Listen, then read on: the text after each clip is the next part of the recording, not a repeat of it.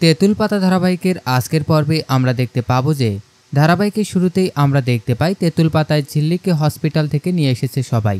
ঝিল্লি সকলকে বলছে তোমরা আমার জন্য এত প্রে করেছো, তার জন্যই আমি আর সুস্থ হয়ে ফিরেছি। ঋষি বলতে থাকে এত ডেপো ডেপো কথা বলার দরকার নেই, ভাগ্য ভালো তুমি তো নাচানাচি শুরু করনি। ঠিক সেই সময় ঋষির মা এসে বলে বাড়িতে তো দেখতেই পাচ্ছি নাচ গান চলতেই থাকে, একজন পেশেন্ট বাড়িতে এসেছে তারপরেও এসব হচ্ছে। তখন বড়মা ঋষির মাকে বলে তুই এই কথাগুলো যদি একটু নরমভাবে বলতি তাহলে তোকে কেউ এত খারাপ ভাবতো না, সবসময় কড়া কড়া কথা বলিস। এরপর ঋষির মা ঋষিকে বলে ঝিল্লিকে ঘরে নিয়ে যেতে, এই বলে তিনি চলে যান। ঋষি ঝিল্লিকে রুমে নিয়ে যায়, তখন বড়মা বলতে থাকে মেজো কি নিজেকে পরিবর্তন করতে চায় না নাকি পারে না। এরপর আমাদের ঝিল্লির রুমে দেখানো হয়, সেখানে ঋষির মা এসেছে ঝিল্লির ঔষধ রাখার জন্য একটা ঝুড়ি দিতে। ঋষির মাকে এসব করতে দেখে সকলে একটু অবাক হয়ে যায়। এরপর ঋষি সকলকে জানায় ঝিল্লির জন্য সে রুটিন তৈরি করেছে, সেই রুটিন অনুযায়ী তাকে চলতে হবে। এরপর ঋষির একটা ফোন আসে এবং সে বেড অর্ডার করেছিল, সেই বেডটা ডেলিভারি করতে এসেছে। সে তার ভাইকে সেটা আনতে পাঠিয়ে দেয়। বড় জেঠু এসে ঝিল্লিকে একটা ডাব দেয় খাওয়ার জন্য। মেজু কাকা ঝিল্লির দরজার বাইরে একটা কলিং বেল লাগিয়ে দেয় এবং সুইচটা ঝিল্লির হাতে দিয়ে দেয়। সে বলে কোনো দরকার হলে তুই বেলটা টিপে দিবে, আমরা সকলেই হাজির হয়ে যাব। এরপর সেখানে রানা চলে আসে। রানাকে দেখে সকলে একটু বিরক্ত হয়ে যায় এবং সকলে রানাকে চলে যেতে বলে। রানার বাবা রানার কাছে গিয়ে বলে তুই এখান থেকে চলে যা, আমি জানি এসব কে করেছে, এর মধ্যে তুই জড়িত আছিস, তুই খবরদার এখানে আসবি না। রানা অনেক কিছু বলতে চেয়েছিল কিন্তু সে বলতে পারছিল না। রানা চলে যাওয়ার পর ঝিল্লি বড় জেঠুকে বলে রানাদা মনে হয় কিছু বলতে এসেছিল, ওর সাথে ওভাবে ব্যবহার করাটা ঠিক হয়নি। ঋষি বলে এসব নিয়ে তোমাকে ভাবতে হবে না। এরপর বড়মা বলে ঝিল্লির জন্য একটা নার্স রাখতে। ঋষি বলে তার কোনো দরকার নেই, আমি নিজেই খেয়াল রাখবো। এরপর বড়মা বলে আচ্ছা ঠিক আছে, আমি তাহলে ছোটকে ঝিল্লির জন্য চিকেন স্যুপ বানাতে বলি। এই বলেই তিনি সকলকে নিয়ে সেখান থেকে চলে যায়।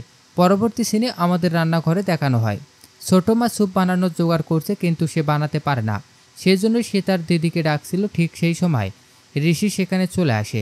ছোট মা জানায় সে চিকেন স্যুপ বানাতে পারে না। তখন ঋষি বলে ঠিক আছে আমি বানিয়ে দিচ্ছি। এই কথা শুনে ছোট মা একটু অবাক হয়ে যায় এবং বলে তুমি বানাবে? তখন ঋষি বলে হ্যাঁ আমি বানাবো, কেন আমি পারবো না নাকি? তখন ছোট মা বিড়বিড় করে বলতে থাকে প্রেমে পড়লে মানুষ সব কিছুই পায়। ঋষি বলে কি বলছো? তখন ছোট মা কথা ঘুরিয়ে বলে না কিছু না, চলো রান্নাঘরে।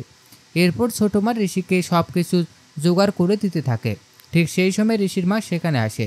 ছোট মা ঋষির মাকে সেখানে দেখে বলে আমি চিকেন স্যুপ বানাতে পারছিলাম না, সেজন্য ঋষি বানিয়ে দিচ্ছে, তুমি আর মানা করো না।